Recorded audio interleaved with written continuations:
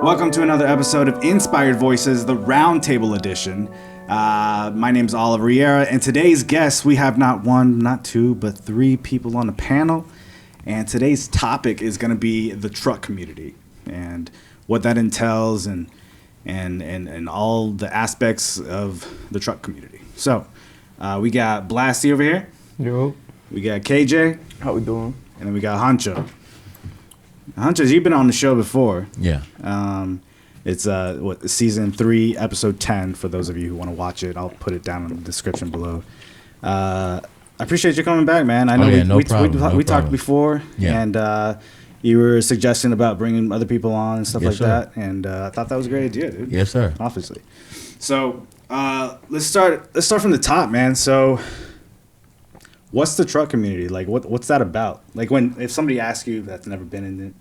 So the truck community consists of, males and females that basically have, built and, under construction trucks. Where we just basically all just get together and, try to make the best of it. You get what I'm saying? We try to support, one another at events, whether it's at a meet, truck shows, and these guys can also put their own input on it as well. For sure. That's basically how I look at the truck community. It's basically different varieties of trucks, male and females, all different types of builds, to where we just basically all just get together and try to support one another. Yeah, and I feel like I could add on that everybody got their different type of style and taste, so it's like everybody builds their truck to their liking and to how they want to build their truck. So at the end of the day, when we all come together as a community, I feel like everybody could show off their different styles and their different tastes. Other people look at it and then they come in and, they see it and they're like, ooh, that's cool. I feel like I could add that to my truck. Or, ooh, let me see how I could make that in my way and, add on to it. And I feel like that's why I want to bring the NC community together and, bring it together, because it's everybody got different styles of taste. Right. Yeah, that's true. I agree. We all come together. It's we can make that style of taste crazy. Right. But you also have hating, which we'll get into that. We'll get into that a little later. I mean, I've been following the truck community a little bit on social media, right? Okay. Between you and Oak City Joe, as well, who's on the podcast.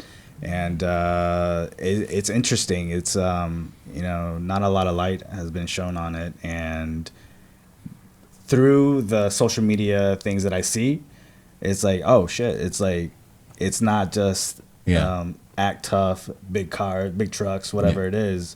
There's more layers to it. Yeah, people look at North Carolina truck community as squatted trucks. Like North Carolina is known for squatted trucks, and that's not the case. You get what I'm saying? We also have, load trucks as well. So, right. And a lot of people don't know that, but we'll get into everything. The load truck community, it has its, ups and downs, which I like to say flaws. So is it just trucks, or is it specific trucks only? So I would say in the truck community, it's a variety of trucks, because, you have your mini trucks, you have your lifted trucks, you have your single cabs, you have a variety. You got extended cabs, 4 doors. You have your squatted trucks. You got your squatteds. Can't forget about the long bed. Yeah.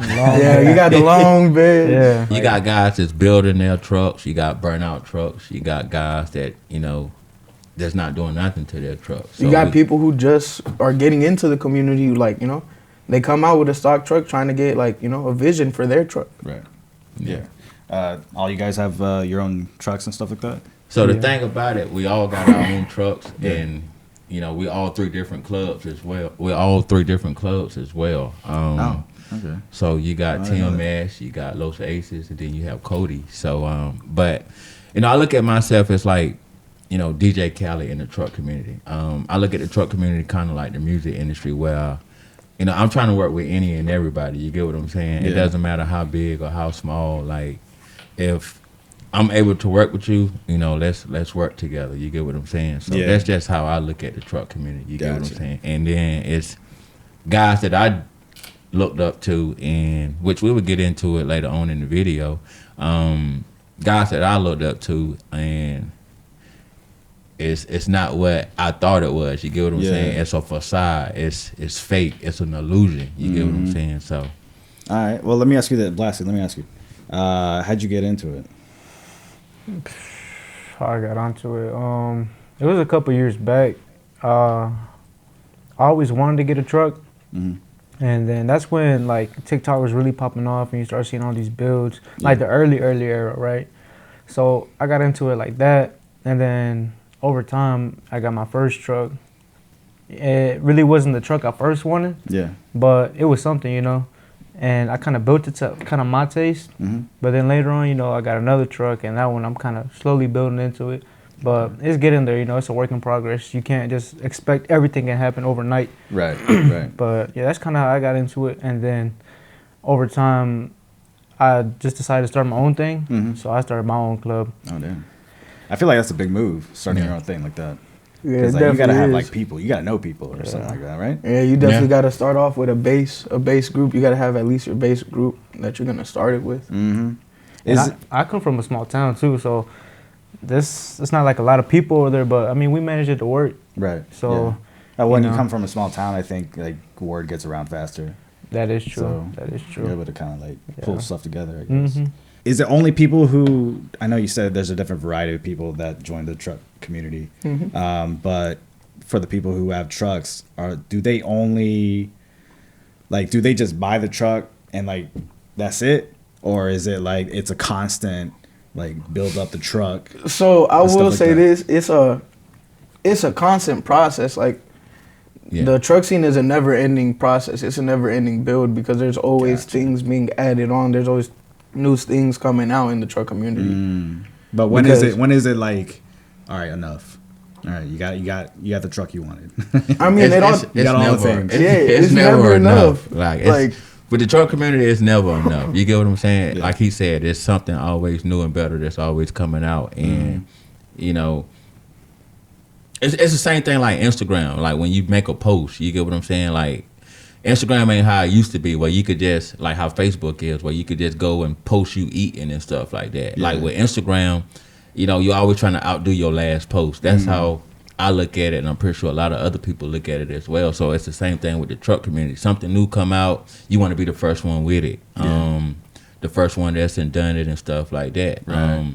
I remember when Two-Step had first came out. That's normally for like, Two-Step is known for like turbo vehicles and stuff, but now guys are starting to put it on trucks and stuff like that. And that's the way right now, it's the Two-Steps. That's what it seems like it is in the truck community right now, if you into the burnout scene and stuff like that. So. Gotcha. Okay.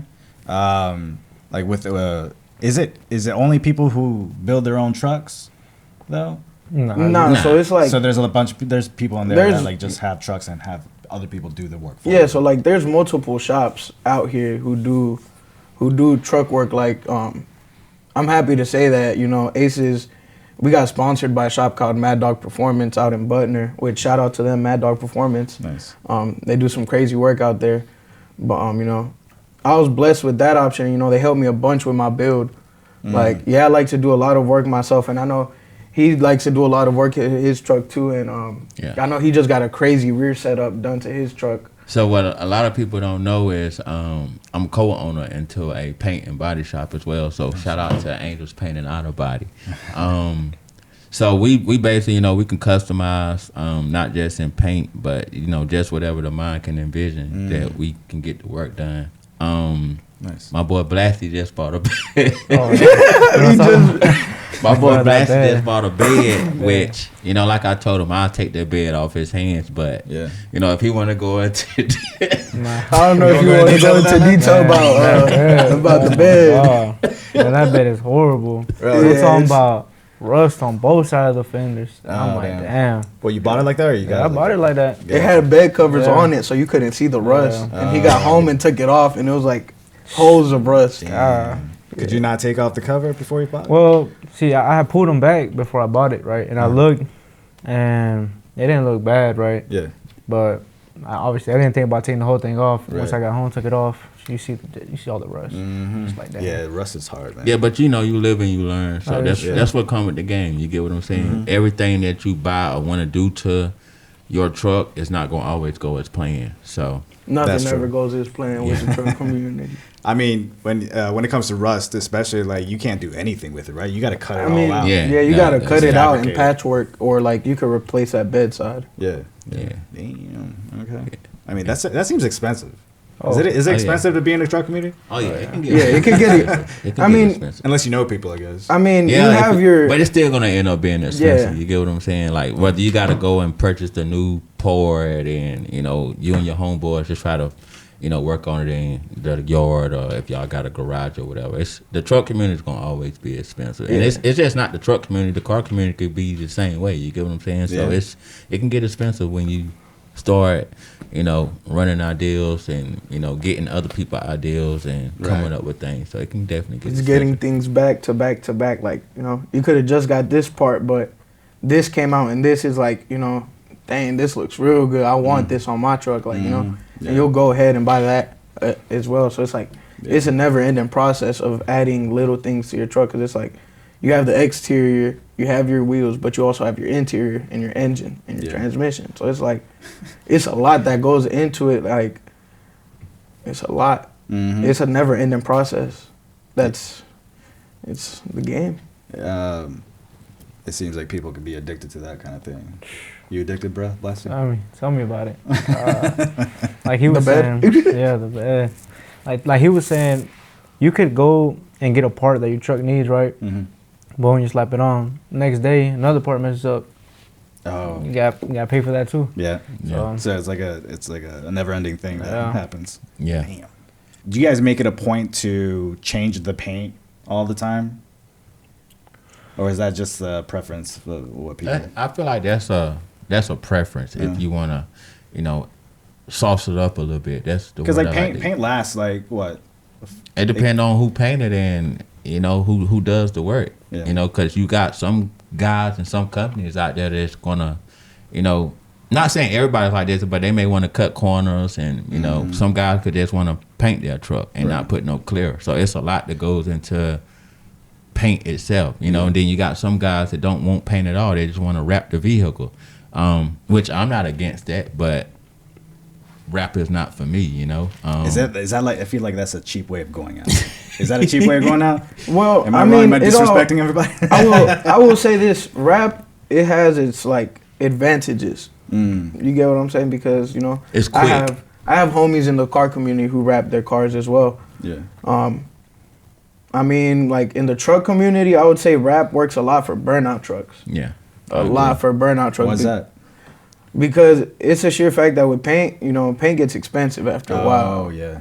So you don't want to chip. So it's like paint, you got to take care of it more. Wrap, you're throwing a layer of vinyl over paint. Mm-hmm. So it's like if you want to patch that one side up, you don't really have to blend in your doors or like blend in the lift gate to get that color exactly the same. Gotcha. You just replace that. Yeah, I feel like wrap is good for burnout trucks as well, because, for example, like he was basically saying, like, say if you're in a burnout pit and you smack into a wall or something like that, and you go get a whole new bed that's not rusted.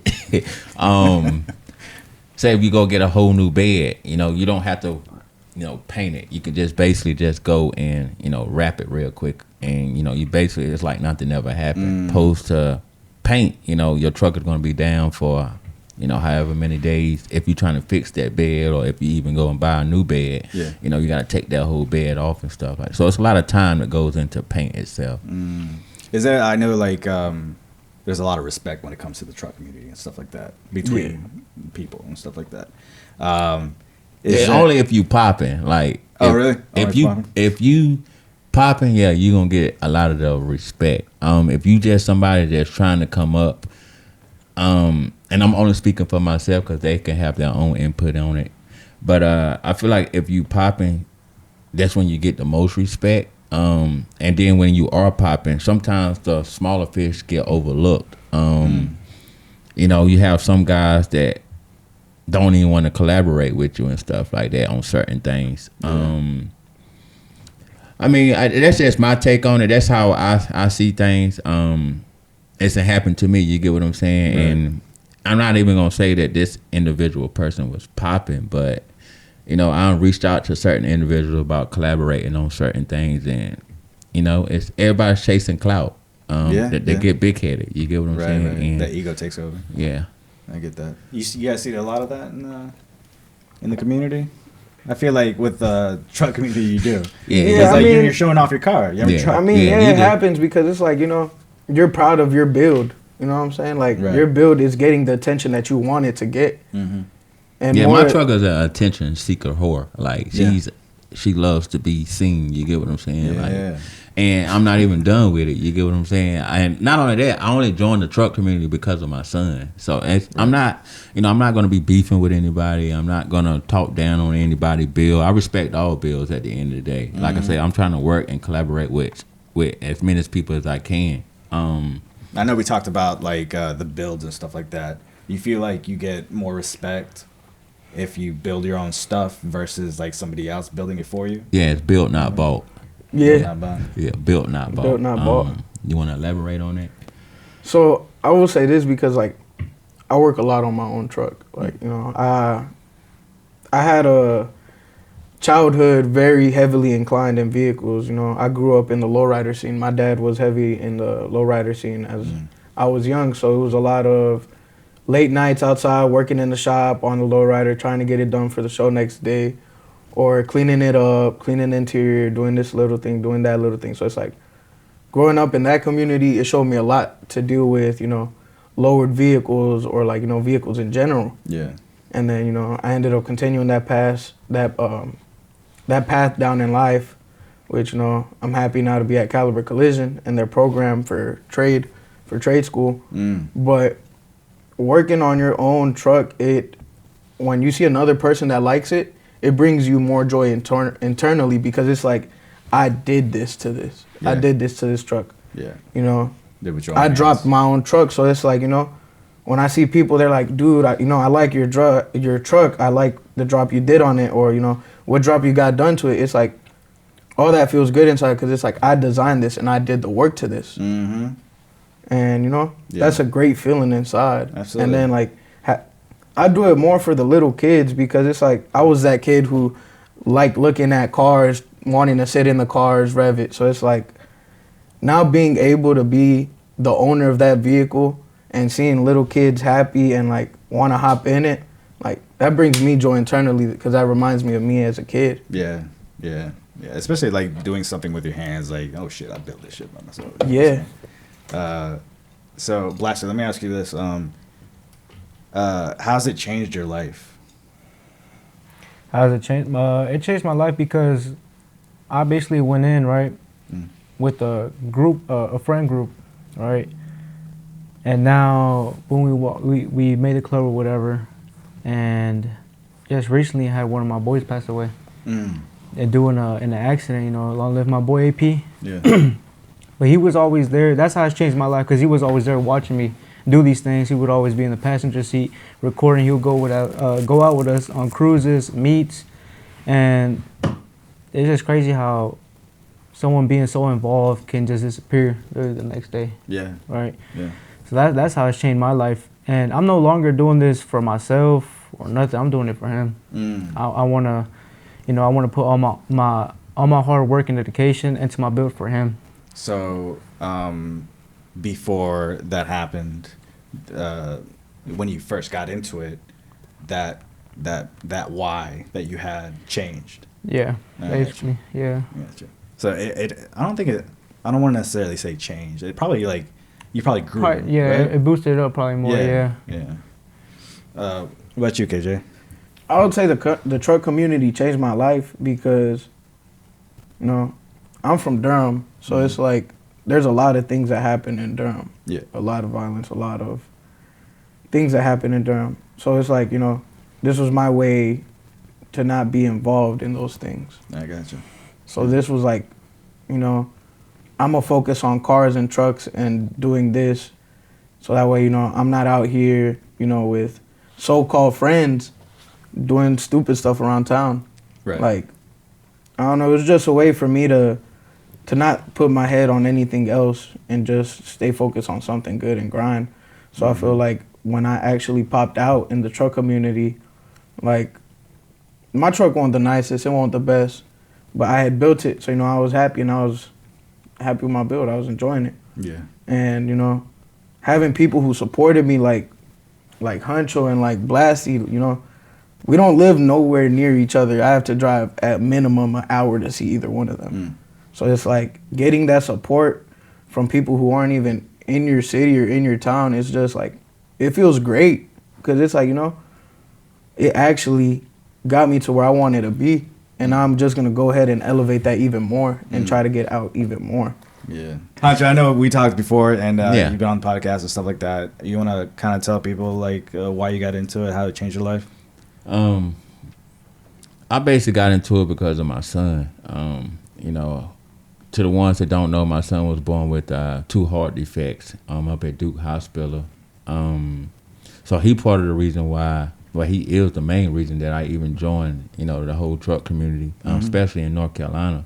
That's basically trying to spread, you know, heart disease awareness and stuff like that. How it hasn't changed my life, you know, we're getting recognized. You get what I'm saying? Yeah. And, you know, I'm just basically trying to spread heart disease awareness. As I said before, I go talk at the Boys and Girls Club. I got to meet these 2 wonderful guys, which I kind of didn't know Blasty, but I had seen Blasty one time before. Which we'll get into that later on if Blasty want to share that.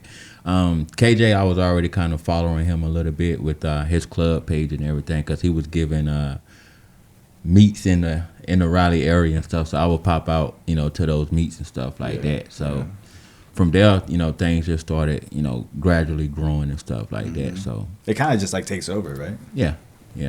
That's dope. Let's get into the nitty gritty of things. So like.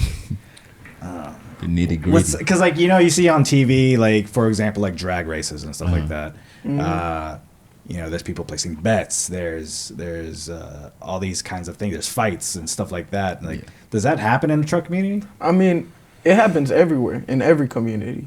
You know what I'm saying? Like, at the end of the day, when you have a lot of people going for a sum of money, it's bound to happen. Yeah. So it's like in the truck community, it happens like, you know, with burnout competitions. Right. You know, people competing, putting their trucks on the line to break them. Like popping tires, catching trucks on fire, going crazy in the pit. Yeah, blowing motors, like so blowing transmissions. The crazier the better kind of thing? Yeah, and it's like, you know.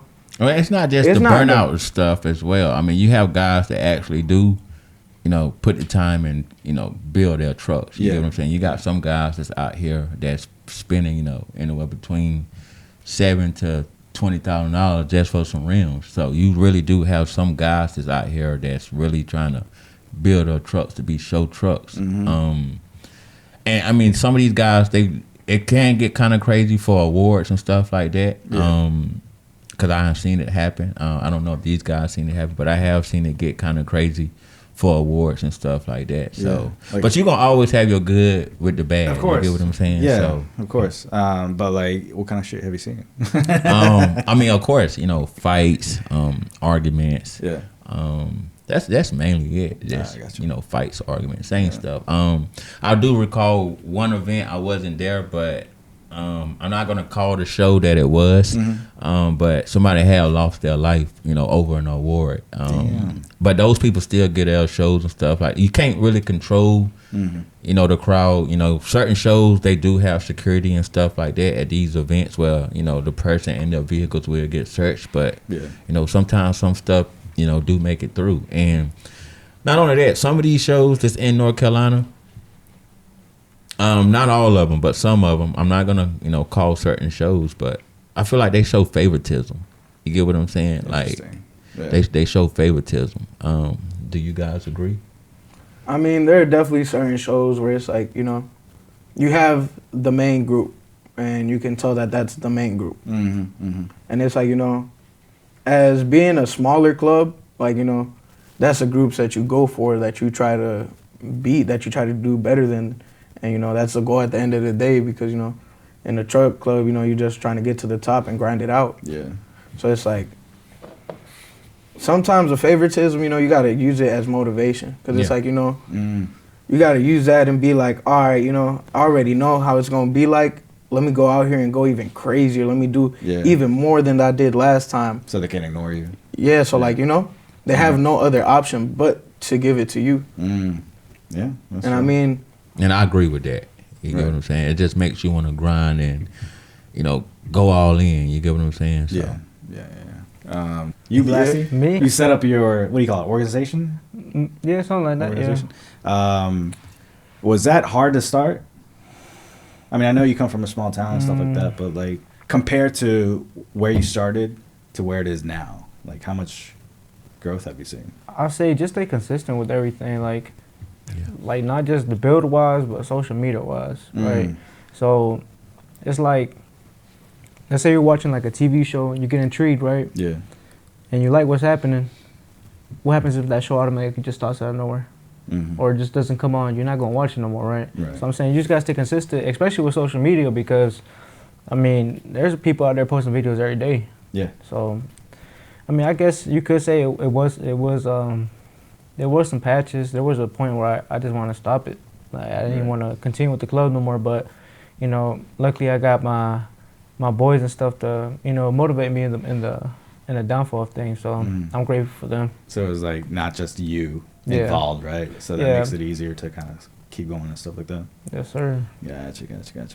Yeah, he 100% right on that, because when I first came out, I was collaborating with, guys and stuff, and, I was gaining a little traction, and I don't know where I just stopped. And I remember I had called Blasty and told Blasty, like, man, I think I'm just going to be done and, like, just let everything die down. And I never forget it. Blasty told me, like, because I told him, I'm like, whatever buzz I got, I just wanted to just, die all the way out. I'm just probably going to be done. And Blasty told me, like, I get where you're coming from. Like, just don't let it burn all the way out. Just let it fizzle a little bit. And that stayed in the back of my mind. So I told myself, this year in 2025 that, I ain't in the playing mood now. I'm really just about to just go all the way out and just grind and try to, do my best to stay consistent, because, if I can stay consistent and, continue to gain traction and stuff, if you ain't got haters, then you ain't doing nothing right. You get what I'm saying? Yeah. And, I will say that. If you don't got haters, you're not doing something right.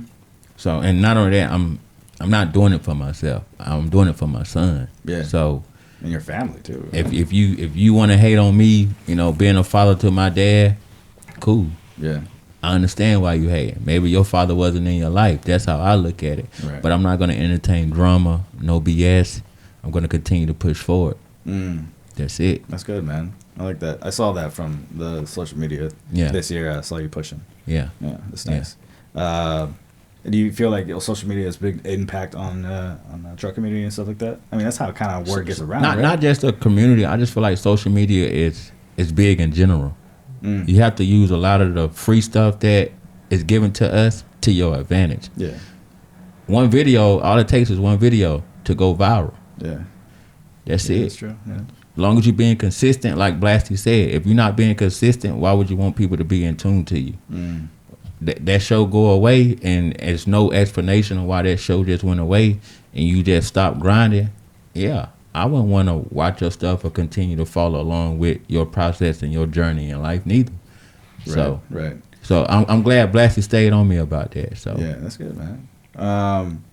You guys seen any injuries? I know I've seen like videos of people like spinning and they end up hitting somebody and stuff like that. I'm guessing that's rare. At an I-95 event, I seen a car hit somebody, but the guy was okay. Yes. Far as hitting stuff, I mean, you see guys hit the walls and hit barriers and stuff like that all the time. That's what comes with it, You just never know what comes with these shows. Right. It's like, anything could mess up. And it just takes one little mess up and one person being in the wrong spot at the wrong place for it to happen. Yeah. So it's like, it could be not even the driver. It could be the truck just had a failure, like his power steering went out. Or his diff locked up, or his diff opened up. Like, all of that factors in. Yeah. So I feel like sometimes, at least with some of the videos getting hate of like people getting hit, it's like at shows, you go full out. So it's like your truck is going 100%. All it takes is one loose wire, one little malfunction for it all to die out. and for your truck just to go straight into the wall. Gotcha. Yeah. And I mean, it happens. Yeah, that's true. And it's sad that it happens. It's sad that, you know, a person could get hit from it, but at the end of the day, it's like, you know, you can only be but so safe. Yeah. Because you have concrete barriers, but behind that concrete barrier, it's you. Yeah, you know what you're getting into once you go inside the pit. Yeah, right. That's why a lot of the shows that do have burnout pits, they make you sign waivers and stuff like that. You know, so that's good. People already know what to expect, and you shouldn't be in the pit anyway. You get what I'm saying? Like if you're not burning out, but you do have some people that use their body as a prop. So you know, it's all about, you know, the views, the videos, and you know who can do it better. It's all about putting on that show. Right. And I will say this: I am one of those people. Like, you know, I do my little videos and all that, but it's like, you know, when you get in the middle of the pit with a truck swinging, you have to have trust in that person. Like me, it's a partnership there. Yeah, it's really like you will really only catch me in the middle of the pit if it is my brother swinging. Yeah, that's the only time you will catch me in the middle of the pit if it's my brother swinging, and that's because, you know, that's my brother. And I done seen him grow so much throughout, like, you know, he started off with the car community doing drifting and all that, and now he has his truck drifting, so it's like I've seen him grow, and I know what he's capable of. Yeah. So when I'm in the middle of that pit and I see him going around me and I'm recording, I have zero things going through my mind, because it's like I trust him. I have nothing to worry about. Yeah. I know if he knows that he messed up, he knows how to counter steer it to where he's not going to hit me. Yeah. I think that's the most important when it comes to trust, is when something does go wrong, what are you going to do? Yeah. All right. So where do you guys see the future of truck community, man? I know you guys are in it now and you're leading your own groups, right? So like, I just push my son brand, so I'm not just gotcha. You know, I'm not the leader. I'm a co-president of a truck club. So okay, gotcha. Where do you see the future going? Man, I'm hoping nothing but rising from here for NC. Yeah. Because it's like we just need to come together for real. We need to stop paying on one another and come together and grind with each other. You mean between truck communities? Truck community, like, you know. But it's a lot of beef in the truck community. In order for the truck community to, you know, to be better and to do better. For example, at truck shows, instead of just giving out the awards to, you know, walking around just giving them out. About this yesterday. I feel like they should go back to the old days. And some of these shows do it, but where the name is being called, whether you call the name of the person or the, you know, the number that you give them at a show, and that way that person can walk in front of everybody to, you know, not to, you know, to bash nobody in or nothing, but just go back to the old ways that how you present the awards, because it's called a award ceremony. You get what I'm saying? Yeah. And at some of these shows, they just walk around and just give them out. I remember at like the professionalism about it. Yeah, because I remember at a certain show that I was at, it was supposed to have been the hype show of the year. I remember seeing guys, and you was right there in my presence as well. I remember seeing guys literally begging for trophies, like begging for awards. And, you know, you kind of making yourself look bad, for one, and for two, you kind of put in the host, you know, in a bad spot, because you literally sitting here begging for an award. Yeah. And, you know, I seen him just basically just giving out awards and stuff. And, you know, I can't. Like at the end of the day, you the judge. You decide on who you want to get these awards to. But I don't want to see guys, you know, belittle themselves for an award. You get what I'm saying? And that's basically what I seen that day. Yeah. Yeah, and I mean, one thing I could add on to that is, like, you know, when your name is called, or, like, you know, your number is called or your truck is called, and you walk up there to receive your award, going back to what we were talking about earlier, it's like, you know, that feeling of you building your truck is at top peak right there, because, you know, people are like, dang, you know, he did that to his truck and he's winning an award. Yeah. So it's like, you know, and then inside that feels good, because, you know, you got people looking at you, like, recognizing you, and, like, you know, that's when people get more intrigued in your content and get more intrigued in your build, because it's like they're like, there's a reason that he won an award. Right. Yeah, because the way they do it now, the way you find out that somebody won an award is social media. Everything's social media. To find out who won Best of Show, you know, you gotta just wait until whoever posts it, and then it'll get shared around, or Best Lord Truck, or you know, Burnout King. Sometimes you will see the Burnout King trophy be given out. So like not at the show, but like on social media they announce it. Is that what you're saying? So it's like you're giving that person that got the award is the one that basically announced it. You get what I'm saying? Yes. So that's how you find out who won what at the event. So, and I feel like that's bull crap. You get what I'm saying? Like I feel like you should literally at these events, especially these big events, like you should call that person name or number, however they decide to do it, so that way that they can walk up in front of everybody and you know everybody can see who it is and can go look at their build and stuff like that. It's about the experience, and that's part of it. Yeah, and it's like, you know, especially when you're paying $200-$300 to get into a show. You get to some people that's nothing, but to some guys they have to save up for that. You get what I'm saying, to be able to go to these shows. You get what I'm saying, because you have, you know, I'm older. So you get what I'm saying. I'm older than both of them. I'm not gonna share my age, but you got some guys that really, you know, that's 16, 17 that's just coming out into the truck community, and they have to really save up for that $200-$300 to get into this show. And you know, I feel like they be let down sometimes. So I feel like a lot of stuff just needs to go back to the old ways, but still move along with the new ways as well. You get what I'm saying? So maybe not just old ways, but the basics. Yeah. And one thing I will add on to that is like, I will say it's the basics and the old ways together, because it's like as a kid, me going to the lowrider events with my dad, you know, my dad was never the type to walk up to the podium and get his award.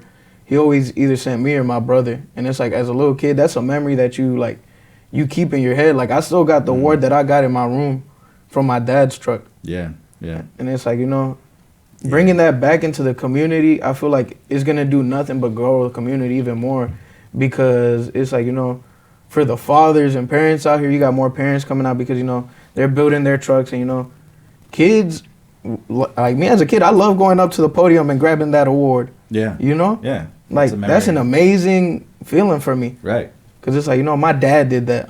Your dad couldn't do that. That's what I think in my head. But, you know? Yeah. Like, it's an amazing feeling, and it's something that I feel like needs to come back. Right. And I would think y'all agree with that it needs to come back. Yeah, I agree with it. Most definitely. You got to get recognition for what you do, you know? Yeah, absolutely. Yeah. Yeah, and I think that's how you build the generational legacy and stuff like that. Yeah, because I look at it like this: even when you go and sell that vehicle, if you do decide to sell your vehicle, like you can, when you sell that truck, you can let those plaques go with it, and that person that's buying that truck can be like, "Wow, this truck had won, you know, these type of awards." You get what I'm saying? But you know, maybe some people not thinking like that, but that's just how I have an outlook on things. So, all right, so let's talk about your names. Did you guys get them from the truck community? Huncho, I'll let you start off. Blasty. Ooh, I got my name a while back, a couple years ago. So before the truck community? Yeah, because so I'm a barber, right? So that name came from like some of my boys and stuff. Yeah. And I took it into my barber career. So my barber name on Instagram is like Blast Cuts. You know, come tap in. Yeah. But yeah, so it's Blast Cuts, and then from that, you know, my clients would walk in, and then out of nowhere, I just started hearing some of my clients, well, the younger clients, they'll start calling me, you know, like Blasty, this and that. And I guess it just caught, like, it was like a catchy name. Yeah. So I just went with it. So, yeah, that's basically how I got my name. That makes sense. What about y'all? Go ahead. I mean, KJ is really just, mine is just, you know, first initial, my first name, first initial, my middle name. Yeah. Tell them about that Baby Smokes, though. Yeah, glad Baby Smoke. So you know, my Instagram is it's an old, like, way back when I used to be in another club name. Mm-hmm. I got that name when I was a part of another club, but basically Lat is Los Aces Trocas. That's me and my brother's club, and then well, it's Baby Smokes, but it's with an X. So you know, in the club we'll say Bixie Smokes. Okay. Yeah. So that name came from my brother is known as Chief. Mm-hmm. So, you know, people were like, "Hey Chief, hey Chief, hey Chief," and then, you know, I popped out in the car scene, and, you know, it started off as, you know, Mini Chief, Baby Chief, Baby Chief, and then the club that he was with that I ended up joining a few while after, once I was able to drive my vehicle, they called me Baby Smokes because, you know, my brother was chief. So basically that's how that came along, and then it stuck with me. I made it my Instagram handle. Yeah. And then, you know, there you go. All of my stuff is just nicknames. So it's like, you know, at my sponsor shop, they call me Puffy. No. So can't use that anymore. Yeah, so it's like, you know, my Instagram for my photography and all that is Shots by Puffy. Oh, okay, guys. Yeah. So it's mainly all just like nicknames that I've received that, you know, it just hangs and, you know, it's funny. Right. You know what I'm saying? Yeah, it I like having fun. Background, yeah. Especially being in like the Latino community and stuff like that. Because we always give people's names, you know, different kinds of I got nicknames. like 30 nicknames. Yeah. Yeah. All right, Huncho. 30. I don't really remember how I got my nickname, but the first time I remember it sticking with me is, you know, from my mom.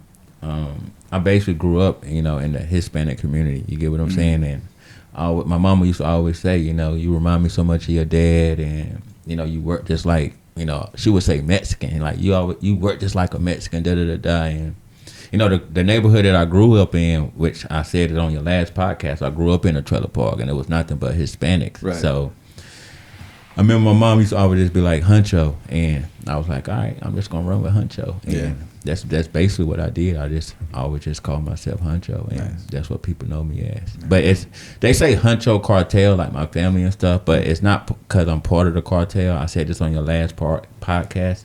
The cartel just basically stands for, I mean, all my vehicles, they tell a story. So not just the truck community, you know, I like the car community as well. So my son is the reason that I basically just popped out into the truck community. So that's it.